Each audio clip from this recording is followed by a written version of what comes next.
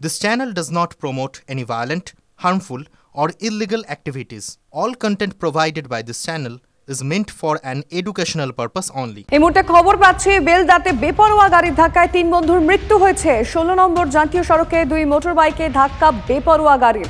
ঘটনাস্থলে মৃত্যু ২ জনের। হাসপাতালে নিয়ে গেলেও মৃত আরও ১। মাস্কট স্পিন কন্ট্রোল ল্যাবের পরীক্ষায় এটি প্রমাণিত। কেয়াসেট আলোপেক্স পেন্টা অ্যাক্টিভ নতুন চুল গজাতে সাহায্য করে, চুল পড়া বন্ধ করে। Keyaseth Alopex penta active 10 hair fall প্রবলেমের একমাত্র সলিউশন। তিলোত্তমার দেহের ময়না তদন্তে কি কারচুপি করা হয়েছিল? এই প্রশ্নটা ক্রমশ গভীর থেকে গভীরতর হচ্ছে, কারণও আছে। সূত্রে খবর, ময়না তদন্তের সময় আরজি করে পৌঁছে গিয়েছিলেন সন্দীপ ঘোষের ঘনিষ্ঠ এক চিকিৎসক। অথচ আরজি করের সঙ্গে এখন তার কোনো লেনাদেনাই নেই। কি করতে তাহলে গেছিলেন তিনি আরজি করে? ফোনে সন্দীপকে কি পরামর্শ দিয়েছিলেন? উত্তর খুঁজতে ফরেনসিক মেডিসিনের চিকিৎসক দেবাশিসের বাড়িতে হানা সিবিআই এর। পরে নিজাম প্যালেসেও ৪.৫ ঘন্টা জিজ্ঞাসাবাদ করা হয় দেবাশিস সোমকে। AG-243 রবিবার ৭ সকালে সিআইএসএফ জওয়ানদের সঙ্গে নিয়ে কেষ্টপুরের এই বাড়িতেই হানা দেয় সিবিআই এর ৫ সদস্যের দল। বাড়ির মালিক দেবাশিস সোম। কে তিনি? আরজি করে প্রাক্তন ফরেনসিক মেডিসিন ডেমনস্ট্রেটর। ২০২১-এ আরজি কর থেকে বদলি হন দেবাশিস। তাকে কোচবিহারের MJN মেডিকেল কলেজের ফরেনসিক বিভাগের ডেমনস্ট্রেটর করা হয়েছিল। সূত্রের খবর, আরজি করের প্রাক্তন অধ্যক্ষ সন্দীপের পরামর্শদাতা ছিলেন দেবাশিস। ২০২১ সালের জুন মাসে তার অন্যত্র বদলি হলো। সন্দীপ ঘোষ তাকে ছাড়তে চাননি বলে অভিযোগ। পরবর্তী ক্ষেত্রে ২০২৩ সালে তার হেলথ রিক্রুটমেন্ট বোর্ডে ডিটেলমেন্ট পোস্টিং হয়। তাহলে যার কর্মস্থল হেলথ রিক্রুটমেন্ট বোর্ড, তিনি আরজি করে তিলোত্তমা ধর্ষণ ও খুনের ঘটনার দিন কি করছিলেন? সূত্রের খবর, ৯ আগস্ট তিলোত্তমার ধর্ষণ খুনের দিন সকাল থেকে আরজি করে উপস্থিত ছিলেন দেবাশিস। তিলোত্তমার ময়নাতদন্তের সময়ও তার উপস্থিতি ছিল বলে জানা যাচ্ছে। সেদিন তার সঙ্গে একাধিকবার সন্দীপ ঘোষের ফোনেও কথা হয়। প্রশ্ন উঠছে, ঘটনার দিন বহিরাগত দেবাশিস কি করছিলেন আরজি করে?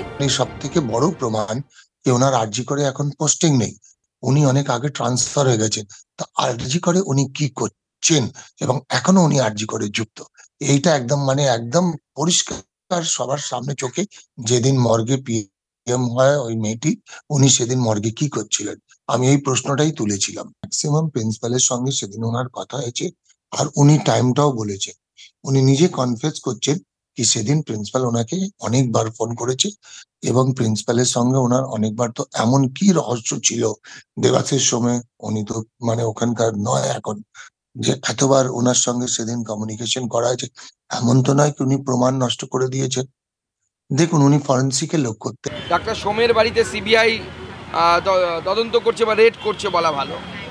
এই ডাক্তার সোমের নাম কিন্তু সেই সর্বভারতীয় একটি টিভি চ্যানেলের স্ট্রিং অপারেশনে এসেছে।